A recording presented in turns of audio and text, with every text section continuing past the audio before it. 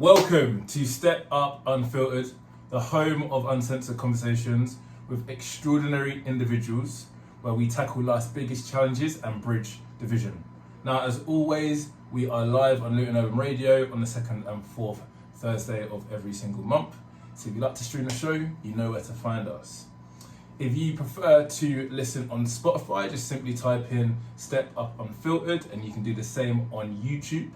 If you want to subscribe to the channel, please do.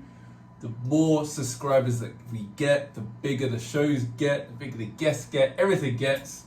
Make sure you subscribe to @step.up.coaching, and that's where you'll also see a lot of my coaching content in which I help men open up, overcome their limitations, and become the best versions of themselves.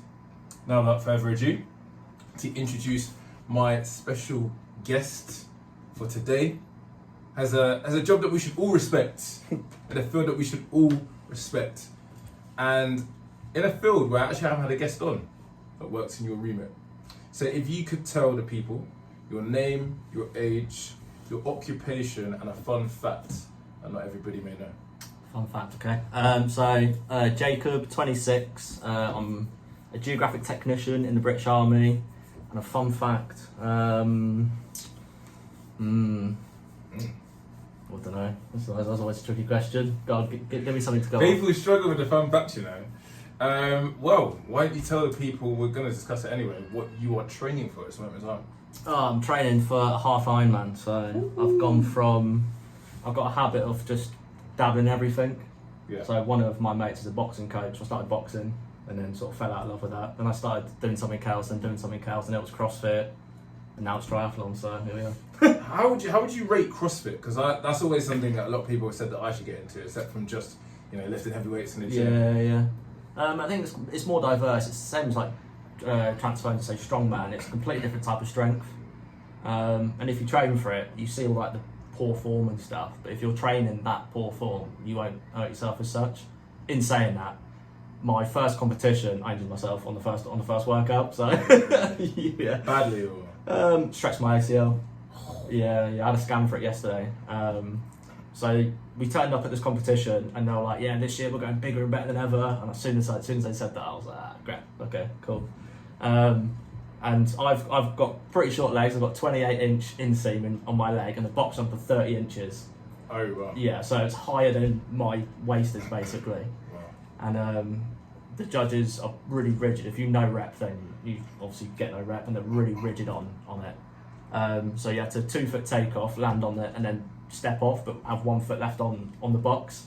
So obviously me, my legs like up here. As I stepped down, my knee just completely buckled and went. Oh, no. And then that was me out of it. Literally first workout. Yeah.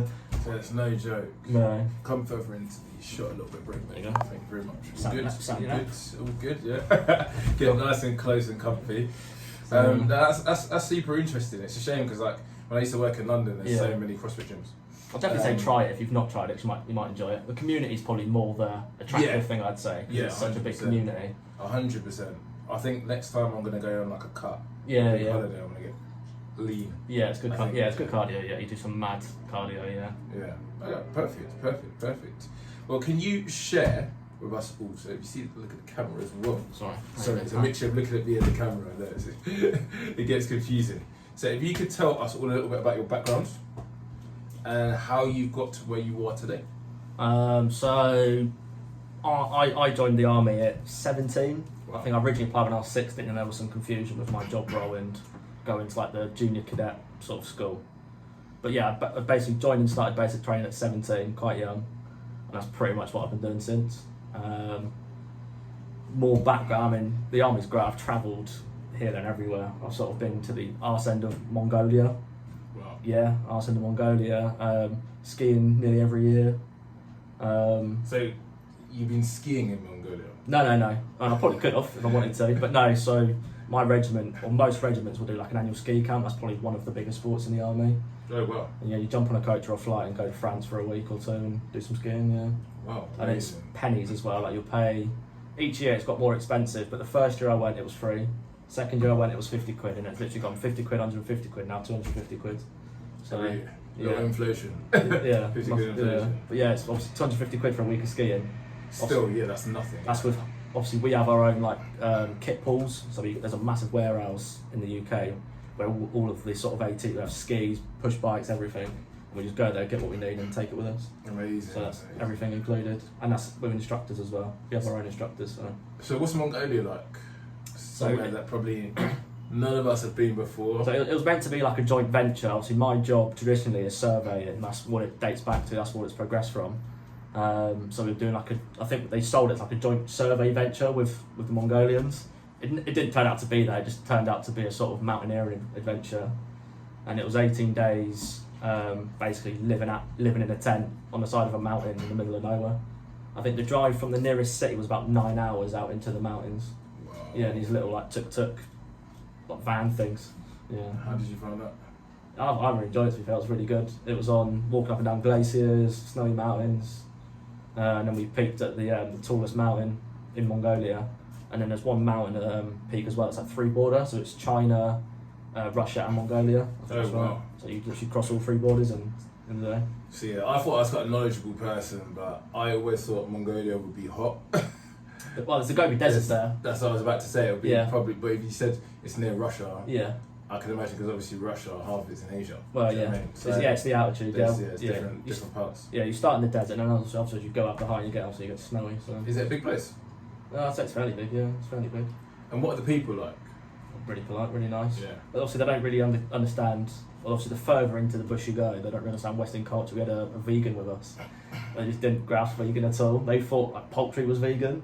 So he's like, "Oh, I'm vegan." They're like, "Yeah, cool." And they brought him chicken. He's like, "This chicken." He's like, "Yeah, vegan chicken, yes." Oh, it's like called vegan chicken. He's like, "Yeah, chicken." I was like, "No, it's actual chicken, mate. That's actual chicken." And yeah, it was quite funny trying to explain that to them. They just couldn't understand the concept of someone not wanting to eat meat, stuff like that. It's quite funny.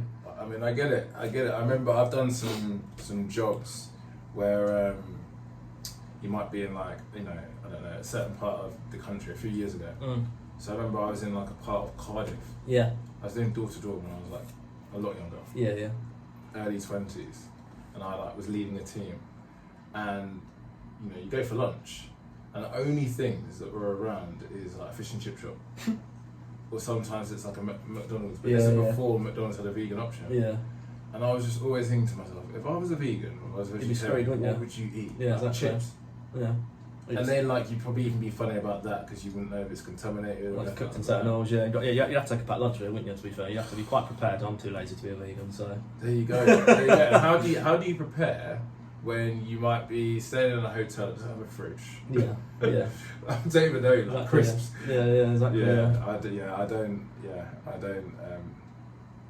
I never want to be a vegan. No, normally. I don't envy them. That was the No, phrase I was looking normally. for. I do not envy them. Yeah. So talk to me about so you've kind of mentioned your journey as a start. So that's quite interesting. When I asked you about your background, it started from 17 in the army. What was the inspiration for wanting to get in the army? So I've always been quite invested in my sort of family tree. My dad always told me stories of my great-granddad who was a Marine during the war. And I've still got his war medals and his conscript letters and his discharge paperwork and everything in his little tin. Like the original paperwork and everything. And it was sort of that, and then I sort of drifted away from that for a bit. And then I remember having like a careers day at school, and it was like policeman or something like that. And then I just sort of said, you know what, bugger it, and I applied, and that was it. Nice. Just sort of a kind of spur of the moment, but premeditated at the same time. So you mentioned obviously your granddad was a Marine. Did you ever want to get into the kind of more, I guess, the physical aspect, like the Marine side of things, or did you always want to get into being an analyst like you are? Yeah, I think because it was my great granddad, so I never met him. I never really heard the stories direct from him. So I was and I never really knew anyone in the military, so I was quite naive to the military world. I remember going for an insight week, and I went away with the army for a week, and I didn't know anything really. So I didn't know what to expect. So going into it, I didn't really know what was what. So I couldn't have told you that Marines were actually in the Navy. You'd assume they're army or something like that. I didn't actually know they were in the Navy. But there are elements of Marine, like you can do a course in the army that makes you an army commando type thing. So obviously I didn't know any of that when I joined. I was quite naive to it. But they knew I'd done engineering at college.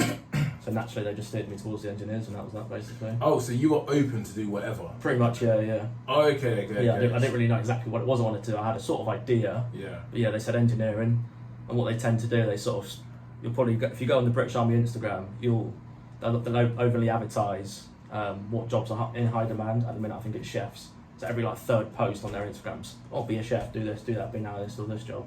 So that's obviously what I sort of got pushed into because my job was in high demand at the time. Okay, cool, interesting. But if it was more, I guess, the physical side and being deployed, you would have done that as well. Nice. Yeah. Nice. Just nodding off the academy, nod.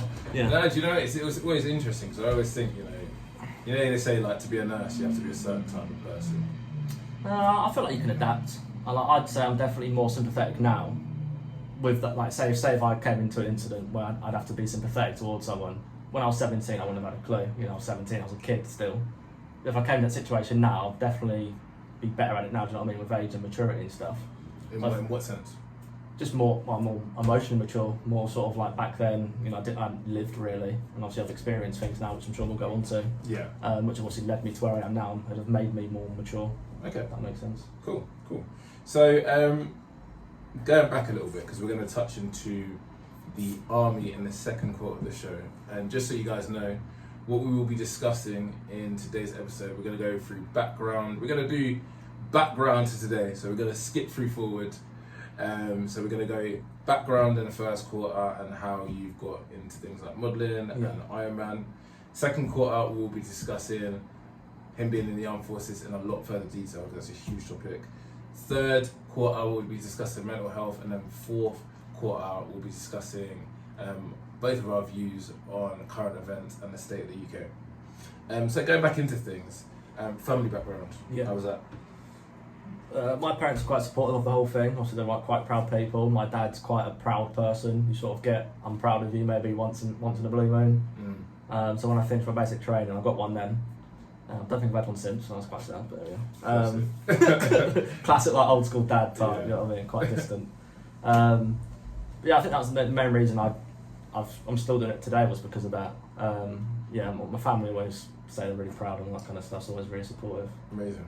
So amazing. And in terms of, how was school for you?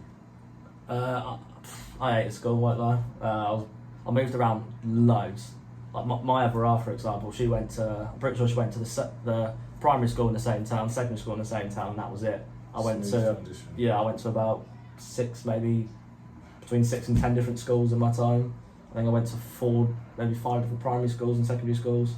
Why so many? I moved around quite a lot, and I was a bit naughty as well. So I grew up in Spain for most of my primary school, and there's obviously a bit of conflict with being English in Spain. Spanish aren't too friendly sometimes. And then they like in the UK they tolerate bad behaviour. They'll just put you in an exclusion, but in Spain they just kick you out straight away. So what, were you finding yourself in fights because people bullying you because you're English? Yeah, I remember getting in a fight with a kid. They started it. They just came up to me and started. I wouldn't say I finished it, but it was me that came off better from the fight, and then it was my fault because I came better off. But I was English, so. That's what I hate about fights. Yeah. Someone can literally start a fight with you end up getting the better of them, and then you're arrested. It makes absolutely no sense. Yeah. But that is unfortunately the world that we're in. It's not always justice. No, it's not. Well done for getting the better of a fight. Yeah, just. But yeah, how did you find growing up in Spain? Like, I've worked abroad in my older years, and I loved it. But I was of age at the time, so it's completely different. Do you still speak Spanish? Yeah. I did my un poco de español. Sí. That's about it. I did my GCSE when I was in like year 8, so I'm pretty fluent.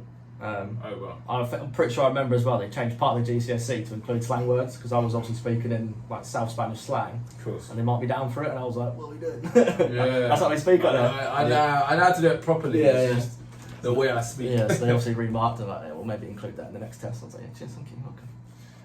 That is quite interesting, because I did a business development program for Polish people that want to get better at sales. It's like a cross combination of what I do in coaching and my business development management role. And I also did a few videos for them when I was, transcribing material. Yeah. And some of the phrases that they need to learn, like the hardest phrases are phrases that we don't even speak in the UK. Yeah, I can imagine. Yeah. There was 3 different levels, and the 3rd level was just ridiculous. They speak better than 99.9% of the UK. Yeah, they'd be really literate as well because they've learned like proper English. It's ridiculous. Yeah. It's absolutely ridiculous. So yeah, no, I do find that quite funny. But yeah, sorry, to get back on topic. Growing up in Spain. Growing up in Spain. No, I found it quite hard. It's like really conflicting in a lot of parts. Obviously, my sister was like a really, I want to say pretty child, but she was obviously quite like tanned, really like pretty child growing up. So everyone adored her, and that's what Spanish love, that really pretty young girl. Yeah. Was I was just a little shit. So I was sorry. Can't swear. Oh, sorry. It's alright. There's always room for one. Yeah. There's room for one. I was obviously quite naughty, so obviously I didn't really get on. And then I got a reputation for being naughty. Then I moved school, and obviously then they'd find out. Oh, I got kicked out of the last school, and you just sort of start off on the wrong one. Yeah. You just start off badly there. Then I moved back to the UK. What age? I was in year 7, so like 13, 14. So between 6 and 12, maybe 12, 13. And sorry, just to ask as well. So what prompted your family to move to Spain? So we had quite a successful pub in Eastbourne. Don't know why Eastbourne, but we had a quite successful pub, and I don't know, they decided to sell up and move. It was just after the smoking ban came in, I think like 2004. Okay. So we decided to move to Spain, got a pub out there, did the traditional like British dream type thing, got a pub. Yeah. And that sort of fell through, I think. That sort of fell apart. And then we ended up just moving around loads. So, Dad's a bit of a nomad, so he lives in Bulgaria now, so. Oh, wow. Yeah, he's a bit of a nomad, so moved around quite a bit, yeah. It's quite interesting, but. 100%. What prompted the move to Bulgaria? Cheap, I think. Yeah. I think he bought like 2 acres of land for about 20 grand with a house on, and then renovated the house, so it's cheap. They're cheap. Fair play to you. Yeah. Fair play. Yeah, exactly. Bulgaria's quite hot as well, isn't it? In certain areas. It's like the Eastern Bloc. I think it's really like -10 in the winter, -20, and then obviously extremely hot in the summer. So yeah, you get the best of both. Well, yeah, not the best and worst of both. Yeah, exactly. You get the extremes. Yeah, exactly. Of both. So how did you find it? I guess resettling back in the UK. We ended up moving back in with my nan, and that's sort of what for me being back with the family and just silly little things like walking down the street and saying hello to people. Obviously, because I didn't speak Spanish, it didn't feel to come naturally to me, and popping to the shops and just chatting to the cashier behind the desk. And even though I was like 12, you still do that. And just silly little things. I remember going to Co-op, and it sounds so trivial, but just going to the Co-op and buying English milk, because they all drink UHT out there. Oh, yeah. Just going to get a pint of English milk. I was like, oh my god, I'm staying here forever. And I was a kid, so that was obviously the best thing in the world. Yeah. So we just decided to stay. And the reason we were obviously in Spain, and my sister, she was like 14, came back drunk. It was a whole messy situation with my dad. So while he was at work, we flew back to the UK to get away from it, and then we ended up just staying. So it was a whole messy situation. But yeah, we ended up just staying, separated. Yeah. So he stayed there, and then we stayed in the UK. So, yeah. Difficult situation to deal with? At the time, no. I think I was on a bit of a high being back in the UK, and obviously being around all my family and stuff that I hadn't seen. I'd maybe seen like once, 2 or 3 years whenever we'd come back, so I'd never seen them. So yeah, I was sort of riding a high of seeing them all the time and stuff. And I think it's more now, not seeing him is impacted, like growing up, becoming a man in a sense, is definitely impacted me more. 100%. If that makes sense. Yeah, of course, 100%. I always say like the role of the father is so important. Yeah, and people think you sort of turn 18, you become a man, and that's it. No, I think literally until the day either one of you dies, basically, that father role should always be there. 100%. You're always learning wisdom, even discipline. Yeah. Fathers usually want to keep you in line. Yeah. Even as an adult. 100%. 100%. It's needed. Yeah. It's needed. I used to get the odd slap, never from my dad. I just knew not to mess with my dad, but from my mum. Not that I messed with my mum, but my dad always just felt, he never thought it was right, him hitting his son. Yeah. And I always say, unpopular opinion, did me the world of good. Yeah. It did me the world of good. It taught me to respect my parents from a young age. Yeah. So like now, for example, you'll never hear me swear on my parents. Yeah. It's always love. I never, if I'm pushing a button, I don't go past a certain line. Whereas I go to other people's houses, they're swearing, effing, Oh yeah, you see all the memes and that. You'll see like it'd be like a white guy and a black guy, and the white dude goes around his parents' house and he's like, you can't speak like that and stuff like that in it, and it's like, I wouldn't dare speak to my parents like that either.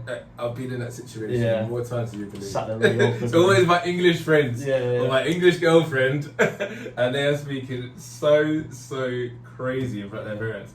How do you get away with this? Get away with murder. 100%. So you obviously mentioned that settling back into the UK, that was kind of, I guess, your happy place. Yeah. Army, family. Have you always been close to your family? I suppose yes and no. My mum definitely. My nan 100% as well. Like my mum's mum. But obviously naturally being in the army, it's quite hard. I'm based about 4.5, 5 hours away from where most of my family live. Right. So I can't just like pop around my mum's for a cup of tea, I'll pop around their house for a cup of tea, and if they have a party it's like, I might be working or I might be away with work. So where are you based and where are they based? So I'm based in Huntington, Okay. which is, I don't know, about an hour away from here. Yeah. And they all live in Somerset. So it's about, it's quite a trek. Yeah. Quite a trek, 100%. So obviously we're going to go well more into the armed forces in the next quarter. But modelling, how did modelling come about? Because that's where I actually found you. On modelling scouting agency. It's quite a random thing. I'm pretty sure I did modelling as like a baby, well, like a kid. I think I was like maybe 4 or 5. I think I was in the next catalogue. My mum's probably got a clipping somewhere. Show them the still face. Hey. Obviously minus the and then my wife was actually in labour, and I've seen like a random advert saying, oh, modelling something clever, so I submitted a picture, submitted a selfie, and then some guys set me up with a few agencies. I went for like a photo shoot in Birmingham, and they took loads of pictures with loads of different outfits. No idea what to expect, I sort of went on a whim. And then I had a few agencies contact me, and it's sort of gone from there really. I haven't had any modelling work per se. I've done a couple of bit of extra work. Yeah. Sort of walking backwards and forwards in the background. Yeah. It pays alright to be fair, so I can't really complain. I've done a bit of extra work as well. Just back for in the day. Yeah. Just for doing nothing. Yeah. So. But how do you find modelling? Do you enjoy it? I'm sort of a nervous person but confident at the same time. Yeah. So being in front of cameras and stuff doesn't really bother me at all really. So I find it quite natural and quite easy. So you said you're a nervous person but not really. So I get nervous in a sense, but also confident at the same time.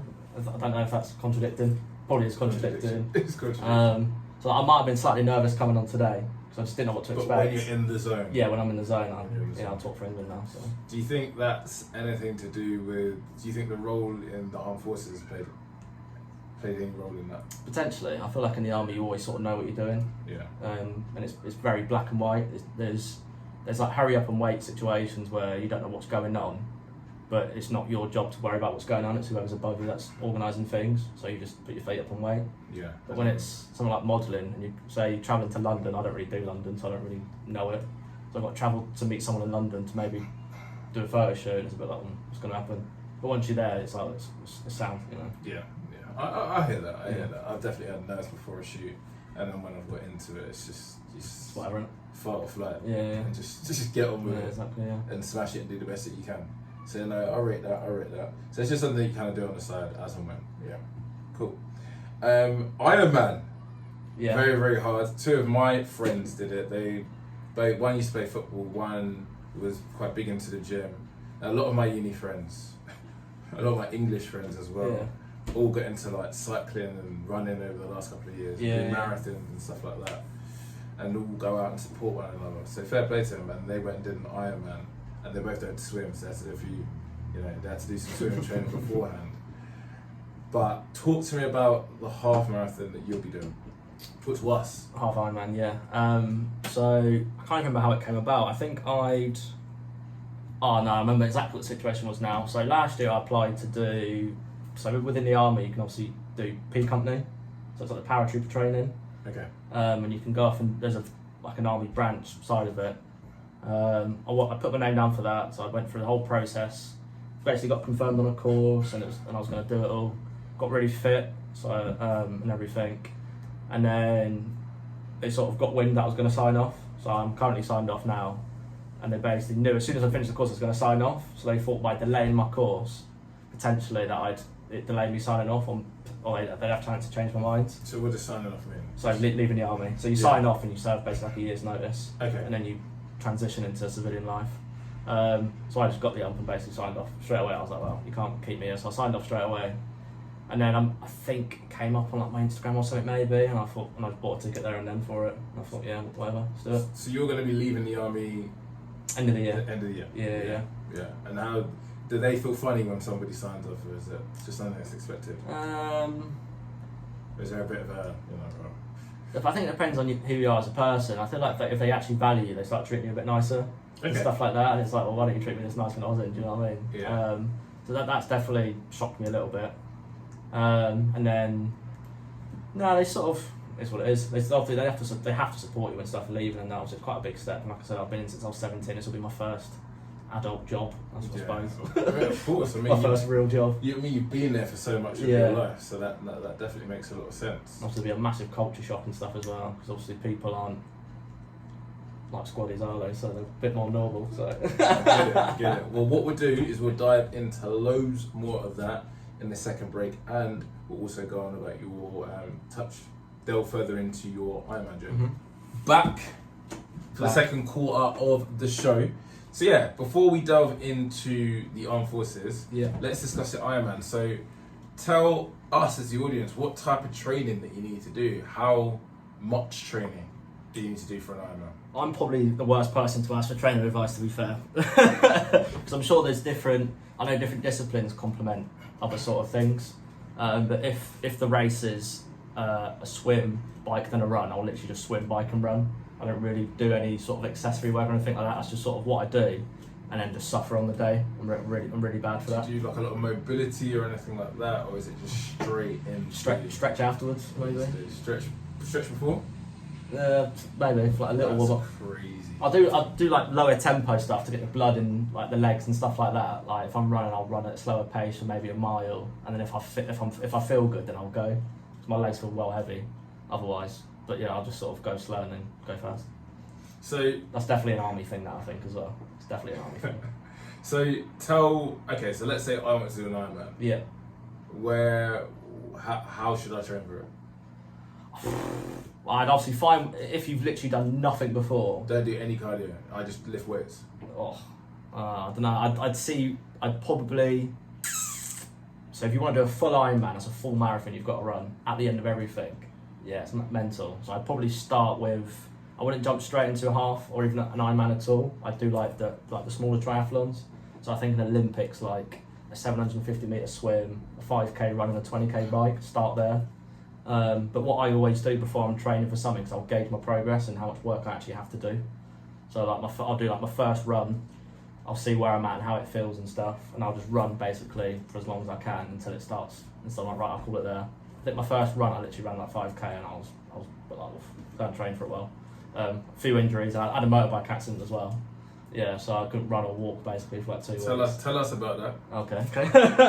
Tell the audience. Yeah. Look down the lens and tell them about this motorbike. It's actually quite crap because it's not like glamorous at all. When I say motorbike accident, I was like, oh my god, what happened? Oh, you're right. I literally was coming around a corner. I was on the way to get my bike MOT'd as well, and it's still not been MOT. I was literally driving around a corner. The road service wasn't great. I'd had my back wheel off on the bike as well. Maybe didn't do the alignment too well, so the back wheel as it sort of spins, it's a bit wobbly.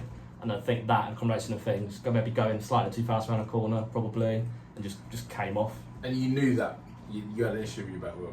Kind of. Well, I just knew it wasn't great. I don't know. I'll be alright. Yeah, it's like the thing. I've been riding it for probably like 200 or 300 miles on it since I'd done that, and it was fine. Yeah. And then I think that was just one instance where it threw me off, and then I probably slid about 30-40 metres. Did you go into any cars? Yeah, it was sort of on a corner, so that's why it happened. I was leaning into the bend. And I don't know if my head just went, and it's, do you know when you sat in a car and you just sort of fog out? I think maybe that happened a little bit, and I was just, came off, and then the bike pretty much went straight into the ditch. It's like on the country roads, so there was a bit like long grass on the sides. Bike was one place, I was about 10 metres further down. I remember standing up and I just couldn't see the bike because of the long grass. I was like hobbling around like a troll in this long grass at the side of the road. Were you wearing your leather outfit? Were you supposed to wear? No, yeah, I did. I was doing really well. I was wearing trainers. Normally I wear boots, but one time I wore trainers. I was wearing Wrangler chinos, which weren't that thick, but my legs were completely fine. just like road rash on the trousers. I was wearing my biker jacket that got torn to shreds. But literally all that happened was I sprained both ankles really bad, and I got these two massive like welts on my right foot, which still hurt today. To be fair, they get irritated quite a lot. They're quite raised. They were quite gross. But it burned, obviously with the tarmac, it basically burned through my trainer right down to my foot, and basically burnt through basically all the layers of skin on my foot. Yeah, I always think for people that drive a motorbike, you're just playing with life. But I get it, the thrill. It's a nice, thrill-seeking it's a nice bike as activity. well. It's Harley Davidson's. It sounds nice. Oh, yeah, okay, yeah, cool. It's a nice bike. Very, It's a nice bike. Yeah, it's You're quite back good. on the bike now. Yeah. So do you not have a car? You just... No, I drove it in the car. Yeah, I've got a car and a bike. Yeah. Oh, okay. Yeah, I only got my license sort of last year, so. For your bike? Yeah. You have to be Nice. 24, I think, to get the full license. So. I bet you've watched Sons of Anarchy. I've got you, yeah. Of course. Yeah. My dad was in a bike club in Spain, so. No way. But like an actual bike. I've actually Bike seen... club. So how funny is this shit? I remember when I used to work seasons and FIFA. I remember at a zoo project of all places. Right, yeah. And every now and then we just see like this bike club and they were all in there like... Gear and that, yeah. Yeah. They've got a bit of a reputation. I think it's because that's. Have you seen the South Park episode about Harley riders? No. I'll watch it. Probably can't say on here, but it's quite funny. Oh, you can say. You can say it, just can't swim. Oh, okay, that's fine. So they basically changed the dictionary definition from, and they call Harley riders fags, basically. And it's just a gay thing, I think. Basically, everyone that's in a bike club is like, extremely gay and all that kind of stuff. And if you go on Instagram and see biker stuff, Yeah. like especially the culture in America is a lot more extreme. Like you can't pass them. You can't pass bikers on the road because they get really angry. Yeah, it's a whole culture thing. It's mental. Yeah. But if you're on a bike, you can't pass them. So they just get called gay all the time, and it's like an extremely gay thing to have a bike, basically, over there. It's just a whole culture thing. It's quite funny. Well, the leathers are a bit mad. Yeah. The leather outfits are Yeah. a bit crazy. Yeah. Obviously, depending where you go, I know like more like outlaw countries. Like if you go to Mexico, if you're like a biker gang in Mexico, it's probably slightly more outlaw out there. I know. Gangster. Yeah. Yeah. I know where my dad was in Spain. It was a little bit. There's some things that happened there are a bit like. Yeah. The boys. Yeah. The boys in the biker squad. Yeah. Okay, so interesting. So just to finish off, I guess, the Ironman. So Yeah. do you want to tell everybody where you're doing it, how far the distances are for the Yeah. swim, the bike ride, and the run? So the one I'm doing is in Weymouth, I believe. It's a sea swim, so it's sort of out to sea, come across a bit and then back again. It's 2k in total, or about 2k, but with the tides and stuff, it'll probably end up being a lot more. And then you transition straight onto a bike and you do 56 miles or 90k. Like a big loop, you sort of go up, shape a bit like a balloon. You sort of go up, do a like a loop, and then come back down the way you come. Transition again, and then you do a half marathon straight after that. So, Fun, very, very fun. So it's about maybe 5-6 hours of just continuous. I was about to say, yeah. Yeah. On average now, my training, so I'm doing 9-mile runs. I burn about 1,000 calories. And then on the bike, I'm doing about 45 miles. I burn about 1,000 calories doing that as well. So throughout the whole day, I'm probably going to burn about 2,500-3,000 calories. So Probably more. But yeah, you're basically going to burn what you should eat. A day, yeah, exactly. Yeah, that's what you naturally burn. Yeah, probably Yeah. 2,500-3,000. But that's what I'm struggling with the most. To be fair, is just eating the food. Really? Yeah. That's Yeah. what I love the most. Yeah. Well, so I'll probably get Mackey's across the road. I'll probably get Mackey's after this. What was it? That Mackey's in a staple. That Mackey's in a staple. That's helped me after many of nights out. Yeah, just cheeseburgers after cheeseburgers, full fat cokes. See, that's the part of it I'd love. But it'll be a long time before I do an Ironman. I think I'm going to stick to the gym. But Yeah. no, fair play. I have a lot of respect for people that do it. So good luck, my friends. Cheers, good luck. thank you. Good luck. Right, talk to me about your journey in the armed forces. So, what was it like when you first tried out? What was tryouts like in general? So you do like a selection. So I think it's like 2 or 3 days. So this is before you join the army. You're still a complete civilian, and you'll do. I don't know what it is now because all the fitness standards and stuff have changed since I've been in. But what I did is you do a 1.5 miles, like a timed run basically, press ups, sit ups, drug tests, medical stuff like that, and then obviously then you find out whether you're successful or not. So, question. Go on. Just because you just fired something that just came into my brain. Is drug taking a problem in the army? Yeah, big I time. can imagine. It's a very much, it depends on the person. I know certain individuals that have been caught out and sort of got away with it because of who they are. Yeah. So there was one lad, Jackson his name was, quite a cheeky chap. Got caught twice on a drugs test for weed, I think. And got away with it both times because he's quite a promising young lad, and had a bright career ahead of him type thing. So they sort of swept it, and then he got done for GBH, so they kicked him out. Yeah, he ended up threw some old guy through a shop window. Probably deserved it, I don't know. But yeah, GBH, so he got kicked out for that. But then I know guys that have got... Is there any scrutiny for letting him get away with the first couple of times, or is it just something that kind of gets struggled? Perhaps sometimes happens, sometimes it doesn't, yeah. There's been times where there's been like whole troops of blokes caught, like 20, 30 blokes on one test. Might have had a big bender weekender or something. Yeah, of course, it happens. Yeah. Yeah, one guy who used to live across from me, he got caught for steroids, and I think he was out within a week. One guy got caught for coke. He got drug tested on the Friday, and he was in the clear, so he thought, oh, I've just been drug tested, they won't test me again. Went on a bender on the weekend, they came back again on the Monday, he obviously got caught out, thinking he got away with it, and I think he was backpacked out the door by Thursday. Wow. Yeah, but sometimes it can take months. I know guys that were sat in like a holding troop for like 9 months just waiting to get out, basically. They just sort of forgot about him, so it can take a day, it can take months, you know what I mean? So in that situation, so they're still in the army, but they can't do anything? Pretty much, yeah, because they were awaiting discharge. So what are they doing at that moment in time? Are they still... Just odd jobs, basically, just doing odd jobs and crap stuff. They can't progress through their training. He was still in training, so he could progress through that, so you just get hold in limbo, basically. That is so interesting. So if they had someone, on the front lines, yeah, is an absolute animal, physical beast, yeah, and he likes a bend every now and then, within reason, he might get away with it a couple of times. Potentially, I'm not going to say yes. Yeah. But I mean, depends on the situation. Depends who your boss is, I suppose. Depends who your boss is. Yeah, of course. That is so interesting.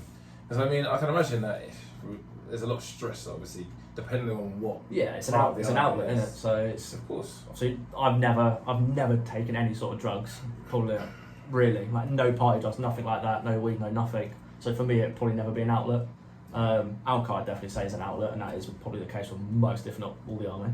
But yeah, for some people, obviously, it is drugs. So naturally, yeah, of course. I mean, I barely know anybody that's never even tried a party. Yeah. Do you know what I mean? Yeah. So I think it's something that's frowned upon a lot, whereas people just need to wake up, swallow coffee, and realise a lot more people do it than you think. Gotcha. Especially the higher up the ladder you go to like most places in London, everyone's sort of doing exactly. it. Everyone's doing all these fancy jobs, bankers, recruiters that earn a lot of money at the top of their game. Yeah. I've heard so many stories from friends where they're like, yeah, it's just normal, like 4 o'clock comes. Or people are working late, everyone will have the lines on the table. Yeah. Get one of those magic wet wipes out. Light the place up, Jesus. Crazy, yeah. Absolutely crazy. Well, thank you for sharing a little bit about that. That's right. So basic training. So does everybody in the army, because I know you're an analyst, does everybody have to do the exact same training? Yeah, so obviously it's different for reservists, they do like a lighter version. Reservists are what? So like they do it part-time, so they have a normal 9 to 5, and then there's like requirements they have to do throughout the year. So it's part-time army, basically. And you get paid for that? Yeah. So you get paid for what you do. So why are more people not reservists? Is it hard to become a reservist? Is there loads of spots open? No, they're so lenient with reservists because they want the numbers. Yeah. You can't really do wrong. Yeah. Unless it's unsafe, you can't really do wrong. So for all the people that are saying that they're struggling for money, there's no jobs in the UK, there you go. I don't know what the pay is, to be fair. I know... It's still extra money. Well, yeah. There's a couple of guys, I don't know them personally, but I've seen them in person. One of them, I think, is an editor for the Daily Mail or something. Okay. It's an intelligence-based role, so it's quite a niche thing that I don't know what it was he was doing. But they have to supplement his wage. So he got, rather than work his way through the ranks, they put him at an acting rank, I think of like colonel or something, to match his like daily wage. He would have been on like $250,000 a year or something to be a director of the Daily Mail or whatever he was. I'm not sure 100% exactly what he was. I can't vouch for 100%, but yeah, he was some big dog. And so they'll match your pay if you're important, I suppose. There you go. There you go. And you have to play soldier for a bit and play army. Exactly. Stuff, and as you said, if it's someone like yourself where it's come through your family lineage, then why not? Exactly. Yeah. It's good sense, natural pride. It is easy. It's very easy. Yeah. There you go. The general calibre, I'm not going to say all blokes, but the general calibre of regulars to reserves is 9-day difference, I'd say. Yeah. From what I've seen anyway. Yeah. So. Okay, interesting, very interesting. So going back to the training then, so outside the reservists, everybody has to do at least the initial training. What is that training? Just, again, I don't know if it's changed now, but when I did it, it was 14 weeks. And it's just a combination of everything soldiering. So you'll do like field craft stuff, so when you're in the field, making your basher, doing survival stuff. You do ranges, so shooting. And you have to, they build you up, so you'll do there's like loads of different ranges and stuff you have to do at different targets and different practices. Like one you have to like run to the target and lie down. Some of them you stood up, some of them you led down, some of them you practice all those throughout the 14 weeks, and then you do like your marksmanship test at the end. Drill's another one, so marching around with your rifle, that's another one. You do a drill test. You have like a halfway point where you do like a whole beret change in parades. You become aligned to your cap badge then, that sort of stuff. It's all the basic soldiering skills basically. Fitness as well is obviously a big one in there. I'm sure there's more that I've missed, but yeah. What type of fitness? So anybody that's thinking of trying out for the army knows roughly. Yeah. I know it might have changed. Yeah. Even since I've been in, it's changed, to be fair. And they definitely, especially with like the P company, like I was saying, it used to just be balls to the wall. Who can run the farthest is the best soldier. That's that. Yeah. Like if you've got the quickest run time, you're the top dog.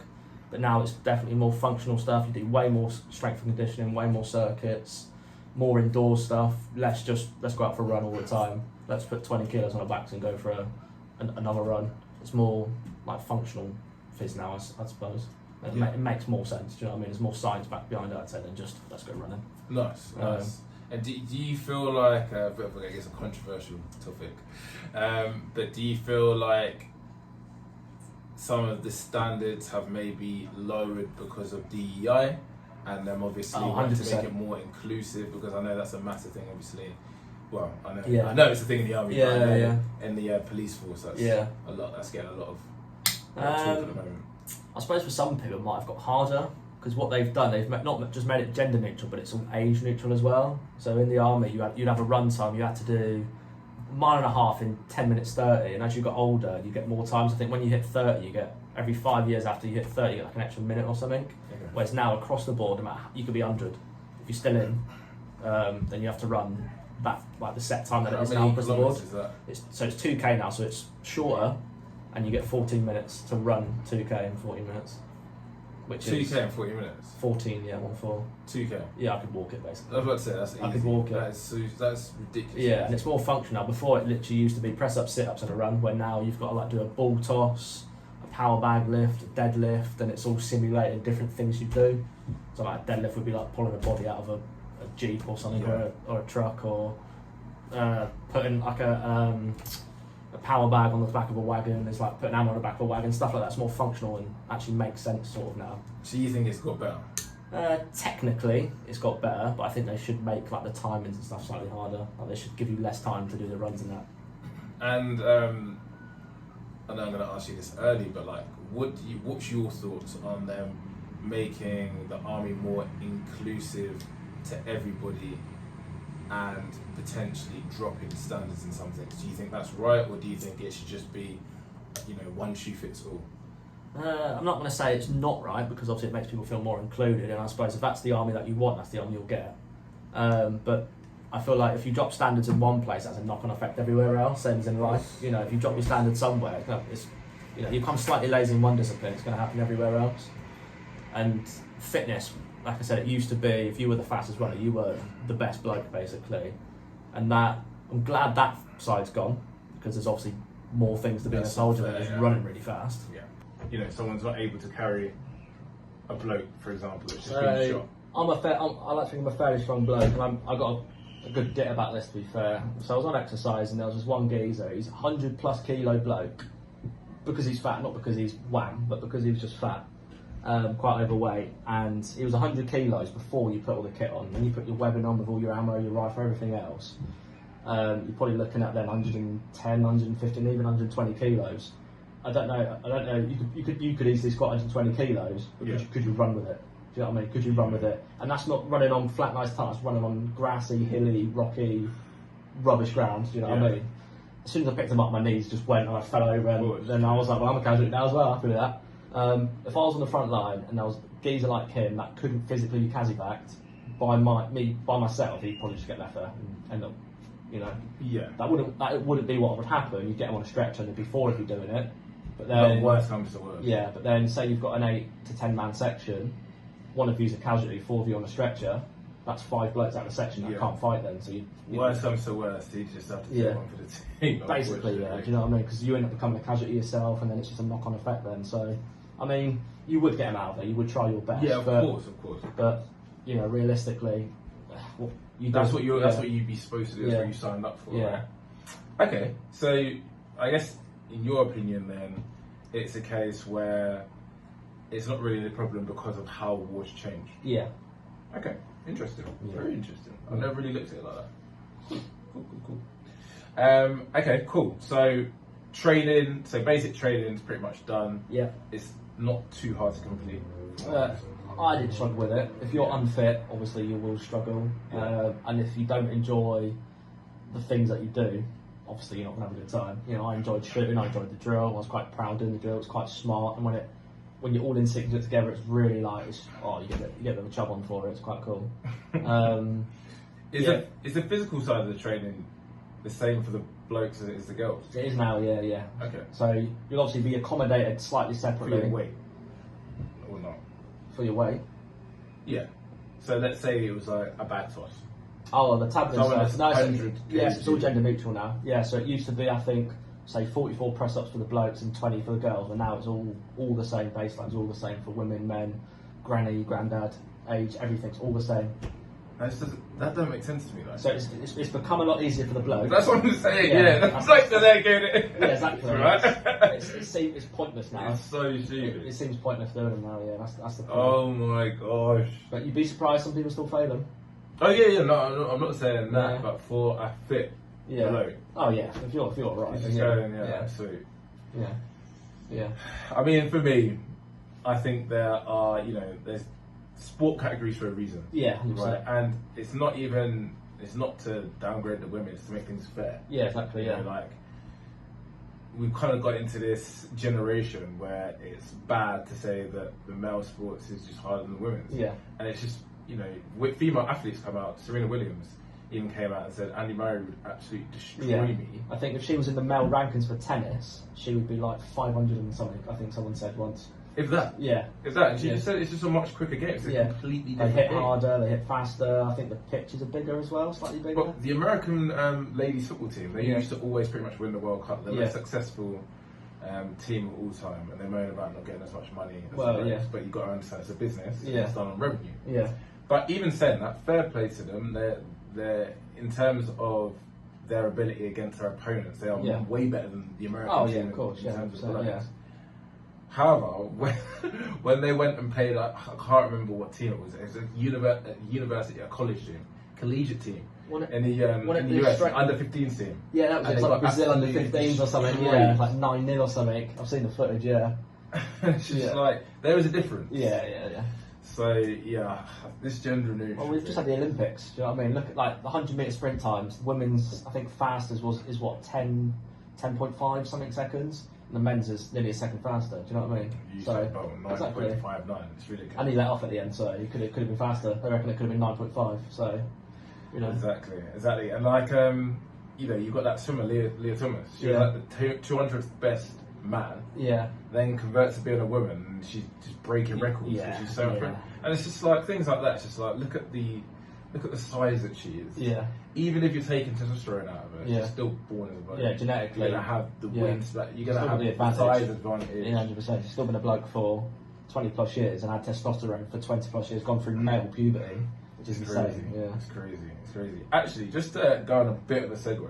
Yeah. Have you heard about the enhanced games? Yes, I have. I've been asking for this for years.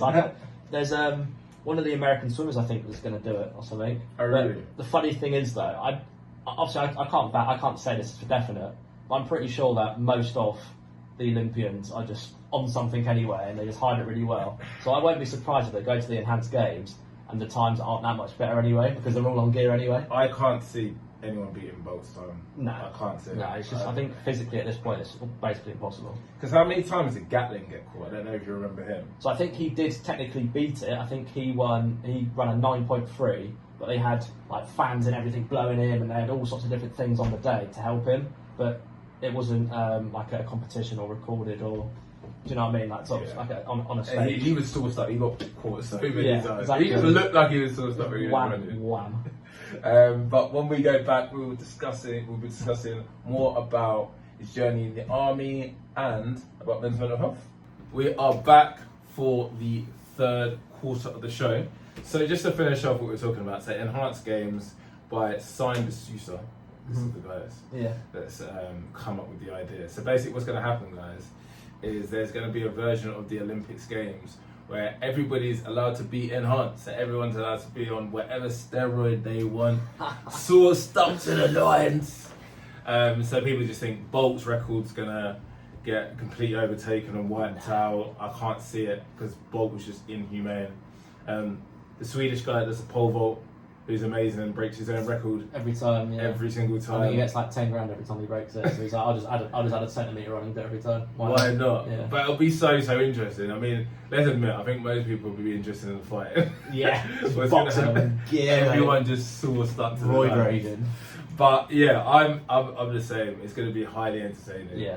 But what do you think from an ethical point of view, especially as someone that's trained, Yeah. you train for the armed forces, you train Yeah. for an Ironman currently. What's your thoughts on that? I think it's in the same sort of light as all the sort of YouTubers that are like the fake natty scene there, Yeah. where it doesn't encourage kids to take drugs. But I think it's definitely obviously glamorised it a little bit, hasn't it? Yeah, that's a So good point. you see all these people doing all this stuff online on this Enhanced Games, and younger lads and younger women might see and think, oh, if I take a bit of this and take a bit of that, I might be able to get to the same stage. They don't realise that it also takes hard work and stuff, so they start pumping crap into their body, and heart attack straight away. You know what I mean? Yeah, and a lot of people have died young. Think about all the bodybuilders that have died. Last few years, there's been quite a few. Oh, it's been a good few people. Yeah. So yeah, I mean, when you listen to interviews as well of people a little bit older that have done gear, they'll always say, I wish I never did, or I wish I would have stopped at a certain point, or because you can't I looked untake great it naturally. Yeah, because you can't untake it, can you? It's one of those things that you can't be like, it's just like it doesn't grow back. Do you know what I mean? It's one of them. 100%. And if it's just pure for vanity, it's like, at least if you're gonna do it for a reason. Yeah, if you're like Seaburn, where you're like 5-time Mr. Olympia and absolutely on Makes the top of your sense. game, but then he can also afford all the expensive blood work and everything else. Do you know what I mean? So it's True. it should be an expensive game. True. So. True. But I guess I'll take from that is that we're both for it, for the entertainment. 100%, yeah, 100%. I cannot wait for it. Javelin just going out the stadium. Like. Brilliant. So back to your role in the army then. So what does your specific role, so a GIS analyst, entail? Yeah, so the technical name's geographic technician, but I suppose if we look for jobs on Series J, it'd be a GIS analyst. And it's GIS stands for Geographic Information System, so it all revolves around mapping and data. That's got, I suppose, geographic locations and points, lines, polygons, all that kind of fun stuff.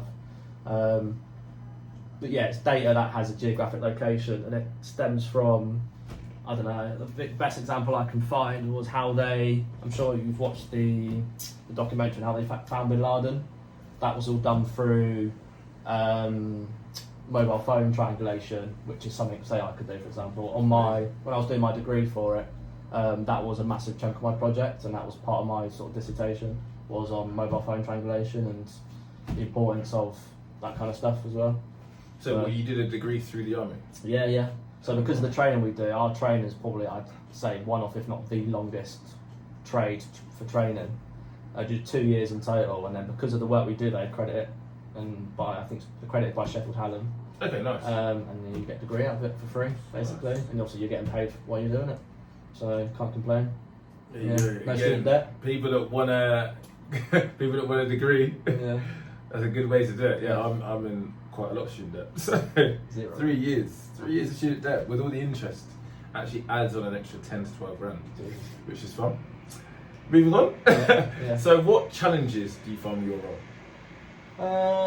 What with If any. with the job itself, or just like in the army? Both. So being in the army, it's quite.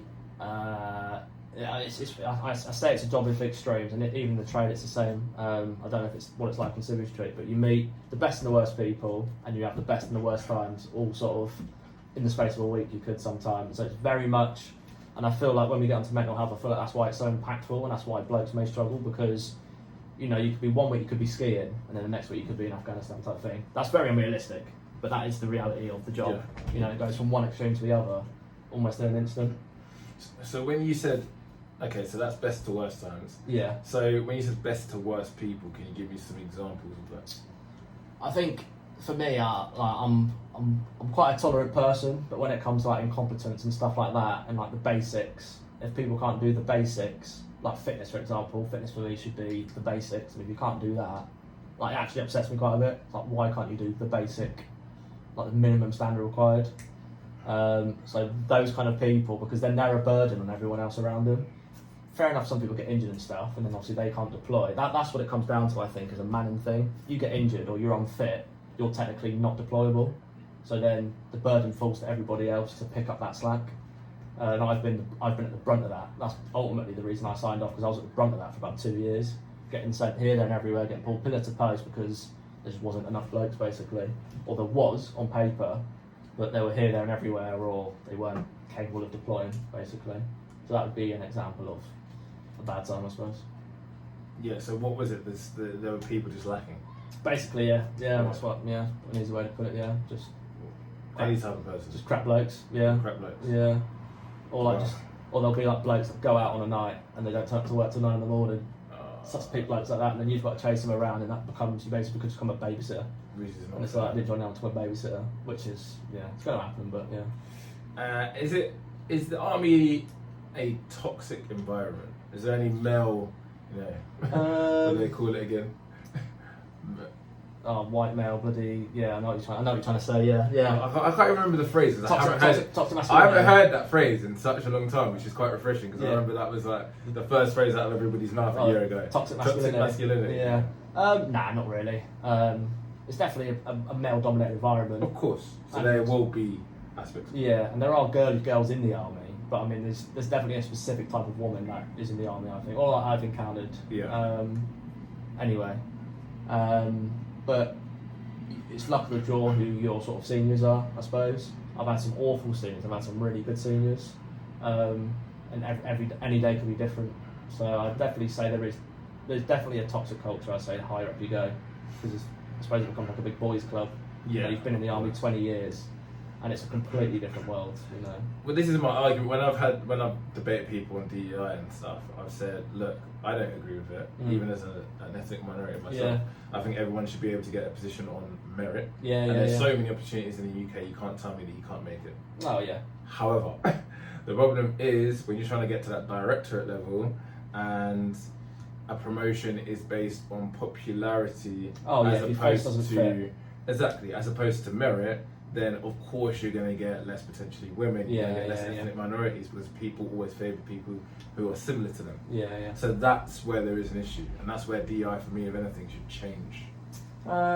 We do have this new, the D&I and stuff like that in the army is getting massive now. I think it's like the new flavour, I suppose, in nearly every sort of thing, innit? But we do this called op teamwork, and it's basically the whole army stops. Literally everyone stops working. Like everyone, that can, and they come together, and it's like a whole day of PowerPoints and inclusivity, and there's people that tell their stories on hardship and stuff like that. Some of them are a bit tone deaf. Some of it. Some of it helps, some of it doesn't. I feel like it resonates with some people more.